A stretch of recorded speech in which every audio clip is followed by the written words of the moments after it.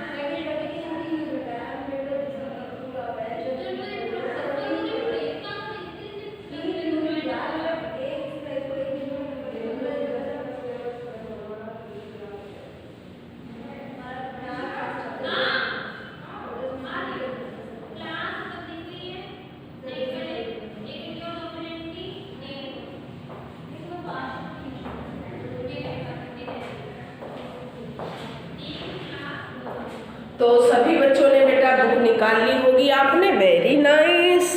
चले अब पढ़ेंगे हम संकेत 1। संकेत 1 है आपकी बुक में, मैं सबसे छोटी हूँ तेरी गोदी में सोऊं, तेरा आंचल पकड़ पकड़ कर फिरूं सदा माँ तेरे साथ, कभी न छोड़ूं तेरा हाथ। आंचल, अंचल यानी कि साड़ी का पल्लू, जैसे माँ कोई साड़ी डाल रखी या चुन्नी डाल रखी, उसके पल्लू को पकड़े हुए बच्चा जो है वो माँ के हमेशा पीछे पीछे फिरता है ना। अंचल का तात्पर्य है साड़ी का पल्लू, यानी कि किसी वस्त्र का छोर। छोर मीन्स किनारा। एक शब्द आया इसमें फिरूं, फिरूं तेरे साथ, है ना। आया ना। फिरूं सदा माँ तेरे साथ, फिरूं से होता है घूमूं, क्योंकि छोटा बच्चा जो होता है वो हमेशा माँ के साथ ही घूमता रहता है, सदा हमेशा। तो ये जो है मैंने वर्ड मीनिंग आपको बताए जो थोड़े डिफ़िकल्ट हो सकते थे आपके लिए। तो अब जो है इसकी व्याख्या मैं आपको बताऊंगी। मैं सबसे छोटी हूँ तेरी गोदी में सोऊं। तो एक छोटी बच्ची, एक बालिका अपनी माँ से कहती है, हे माँ, मैं हमेशा छोटी रहना ही चाहती हूँ, कभी जो है मैं बड़ा बनना नहीं चाहती हूँ। तेरी गोदी में सोऊं, क्योंकि छोटा बच्चा जब होता है वो माँ की गोदी में सोता है, और जैसे जैसे बच्चा बड़ा हो जाता है तो माँ उसे गोदी में नहीं लेती है। तो इसलिए जो है छोटी बच्ची बालिका अपनी माँ से बार बार कहती है, हे माँ, मैं छोटी ही रहना चाहती हूँ, कभी बड़ी बनना होना नहीं चाहती हूँ। तेरा अचल पकड़ पकड़ कर फिरूं सदा माँ तेरे साथ। तो इसमें जो है मैं तुम्हारी गोदी में ही सो सकूं, और तुम्हारा पल्लू, जो साड़ी का पल्लू है, जो चुन्नी का पल्लू है या कुर्ते का पल्लू है, कोई भी पल्लू यानी कि छोर किनारा हो सकता है, तो उसको पकड़कर हमेशा तुम्हारे साथ ही घूमती रहूं। ये कौन कह रही है? ये जो है बेटा छोटी बच्ची अपनी माँ को संबोधित करते हुए कहती है। अर्थात भाव ये है इसमें कि छोटी बालिका चाहती है कि उसका बचपन हमेशा बना रहे, ताकि वह हर समय अपनी माँ के साथ ही रह सके या साथ ही हो सके। तो ये था इस पाठ का सार एक तरीके से, जिसको हम व्याख्या भी बोल सकते हैं। सभी बच्चे जो है इसकी व्याख्या ही करेंगे, क्योंकि 10 लेसन में मैंने आपसे क्वेश्चन फाइंड करवाए थे, सभी बच्चों को आ भी गए होंगे।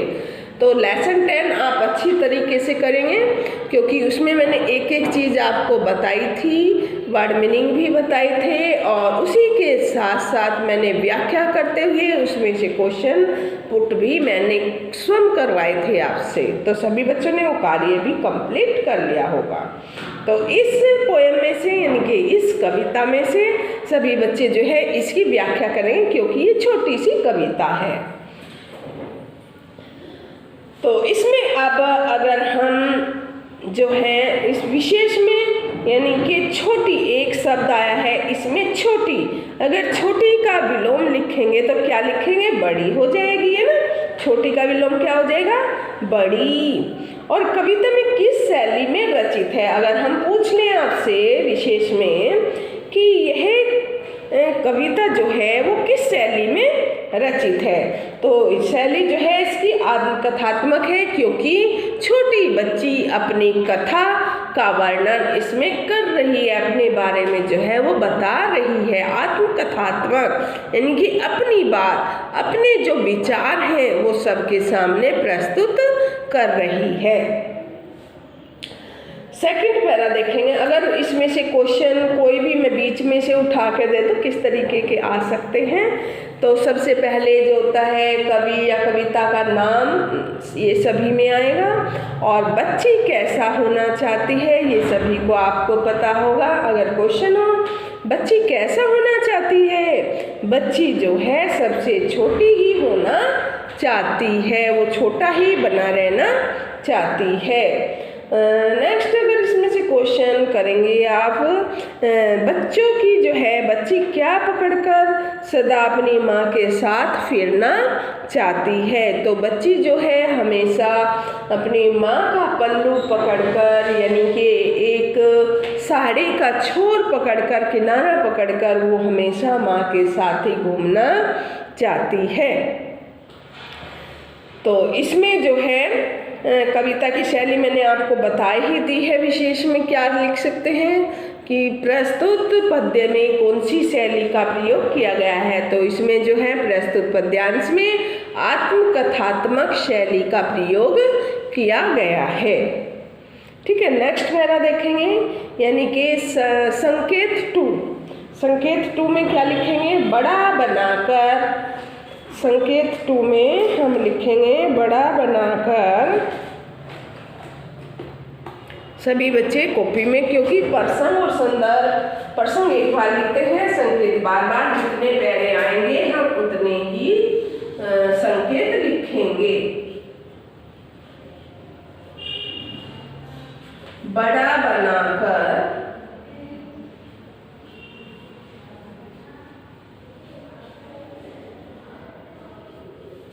तो ये पहले 2 शब्द हैं इसमें, दूसरे पैरे में।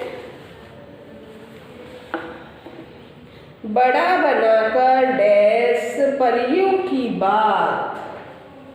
Dash dash dash dash dash dash dash परियों की बात। परियों,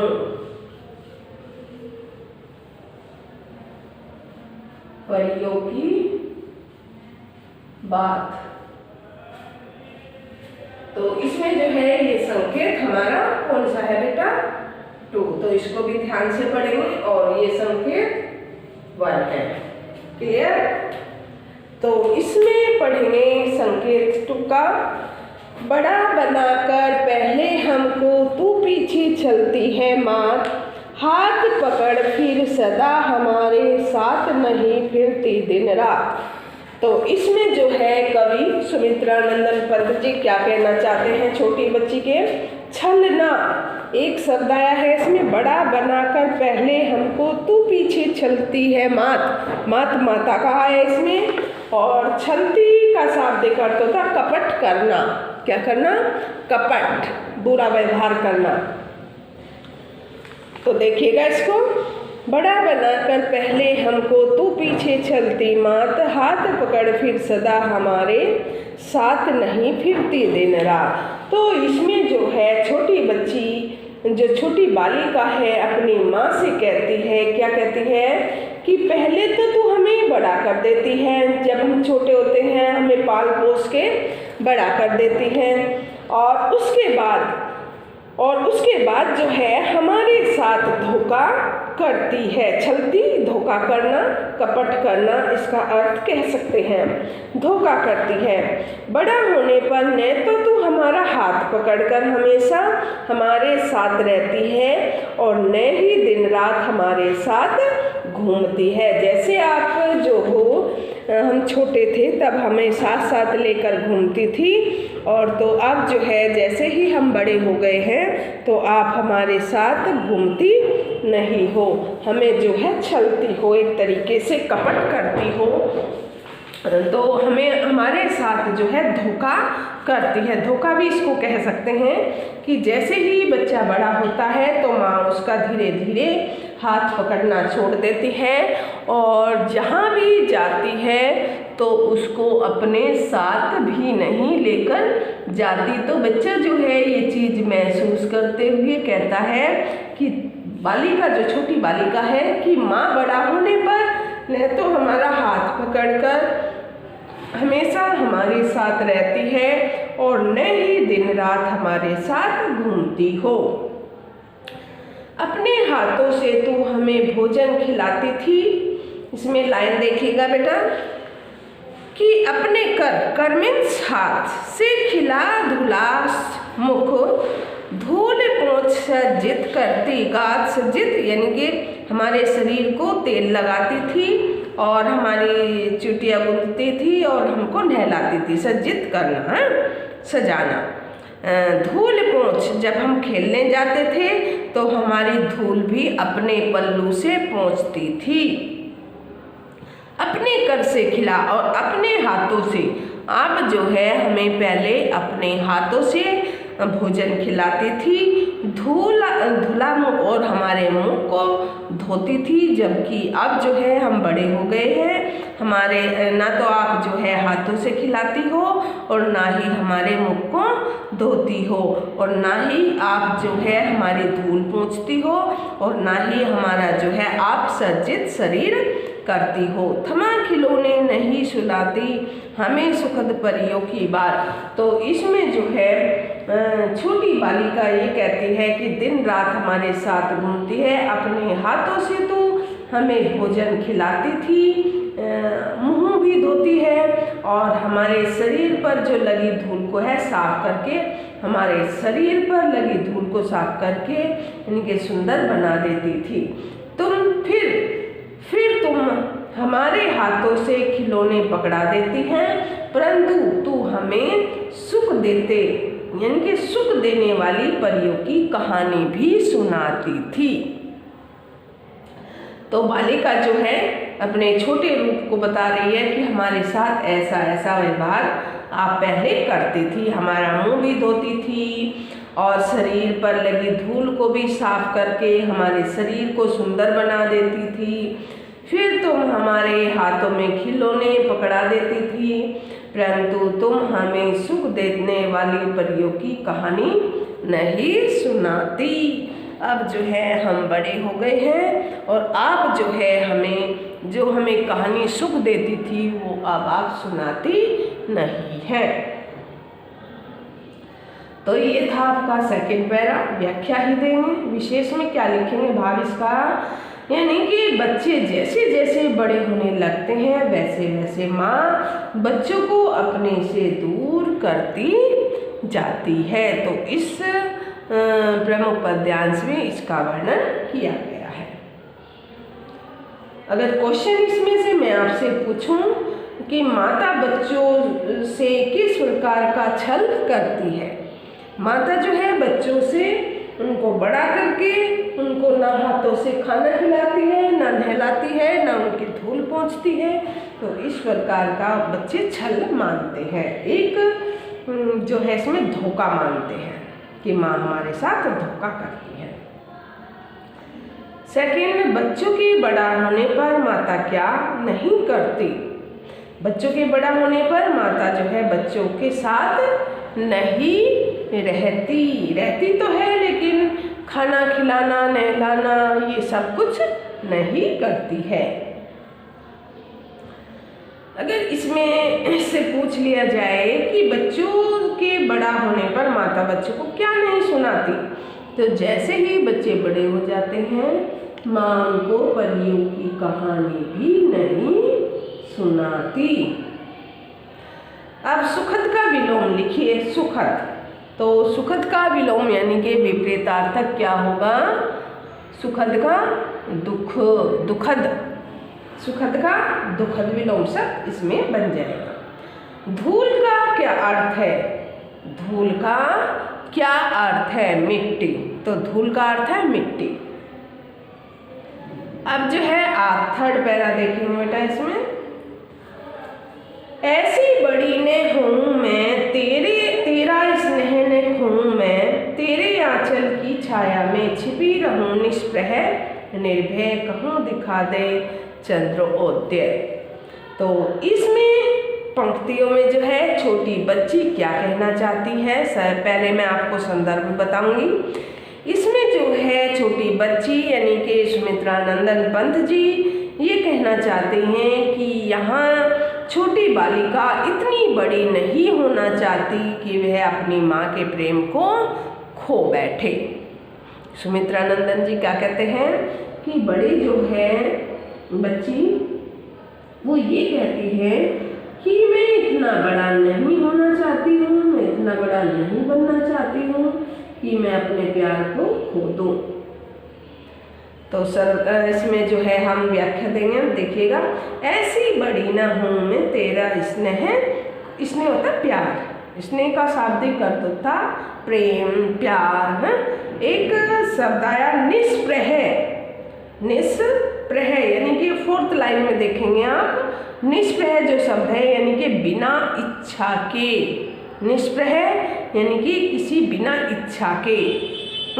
और निर्भय यानी कि निडर, चेतन, निडर, इसको निष्प्रह यानी कि बिना इच्छा के।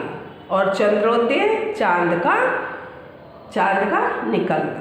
तो ये मैंने वर्ड मीनिंग बताया आपको।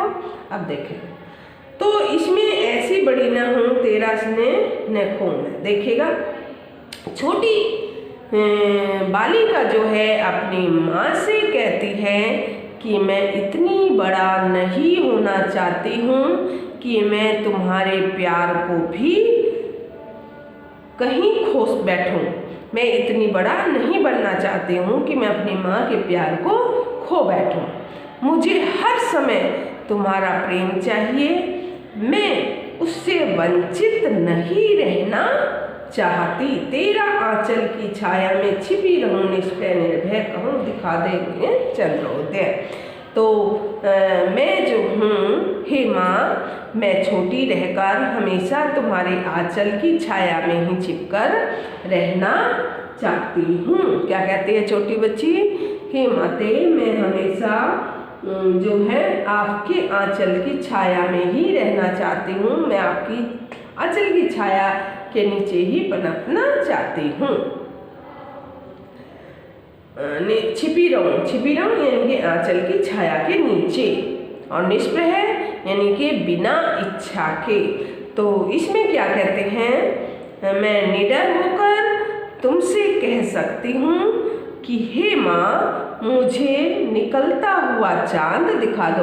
तो आपने जैसे देखा होगा, जब छोटा बच्चा होता है, माँ आंगन में बैठी होती है तो वो होता है, तो उसको जो कहते हैं, देखो बोला चंदा मामा की जो है एक कविता, चंदा मामा दूर के है। तो इस तरीके के जो है माँ अपने बच्चों को नई नई अटखेलियाँ के साथ चंदा मामा से संपर्क कराती है। तो इस प्रकार जो है छोटी बच्ची कहती है कि मैं आपकी गोद में बैठकर चंदा मामा जो है चांद दिखाने की कल्पना में कर रही हूँ कि हे माँ, मुझे निकलता हुआ चांद दिखा दो। तो देखा आपने छोटी बच्ची के जो भाव हैं वो किस तरीके से इन्होंने प्रकट किए हैं सुमित्रा नंदन पंत जी ने, जो एक सच भी है, वास्तविक है ये प्यार माँ का और बच्चे का। तो इसमें भाव अंत में जो है यह है कि छोटी बालिका जो है वो हमेशा अपनी माँ के आंचल में छिपकर ही रहना चाहती है और अपने बचपन को ही बनाए रखना चाहती है। वो कभी जो है ऐसी बड़ी जो है बनना नहीं चाहती जो कि उसकी माता का साथ उससे छूट जाए, उसकी माता का आंचल छूट जाए, उसकी माता का लाड प्यार उससे छूट जाए। तो ऐसा जो है छोटी बच्ची अपनी मनोभावना को व्यक्त करते हुए अपनी माँ से कहती है। तो इसमें से मैंने आपको व्याख्या करा दी है, इसका पूरा सार एक तरीके से बता दिया है।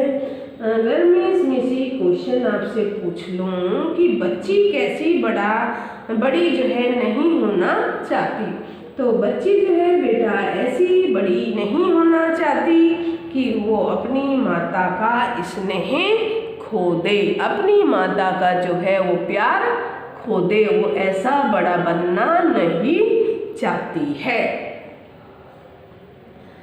बच्ची माता से क्या दिखाने को कहती है? बच्ची जो है क्वेश्चन पूछ लिया जाए कि बच्ची जो है माता से क्या दिखाने को कहती है, तो बच्ची जो है माता से उनकी गोद में बैठकर चंदा मामा को दिखाने की कल्पना करती है। तो नेक्स्ट क्वेश्चन पूछा जाए, बच्ची किसकी छाया में निष्प्रह छिपी रहना चाहती है? बच्ची जो है अपनी माता की आंचल की छाया में निष्प्रह की बिना इच्छा के, तो इसमें जो है छिपी रहना चाहती है। माता की इच्छा नहीं होती लेकिन बच्ची की इच्छा होती है, तो इसलिए जो है वो छिपा रहना चाहती है। स्नेह का क्या अर्थ है? स्नेह का अशाब्दिक अर्थ होता है प्रेम, प्यार। चंद्रोदय का विलोम लिखिए, चंद्रोदय ही इसका जो है विलोम होगा। तो ये था आपकी 13 लेसन 6 क्लास में। मैं सबसे छोटी हूँ और कविता मैंने इसके जो है आपको 3 संकेत थे, उनकी व्याख्या, उसमें से किस तरीके के क्वेश्चन आ सकते हैं, शब्द अर्थ पूरी जो है डिटेल्स इसकी आपको बता दी है। तो तो सभी बच्चे जो हैं इस वीडियो को देख के इस पाठ की जो है व्याख्या कर सकते हैं। तो आज का होमवर्क आपके लिए यही होगा कि सभी बच्चे जो हैं इस लेसन को कंप्लीट करें। आज के लिए इतना ही। Have a nice day.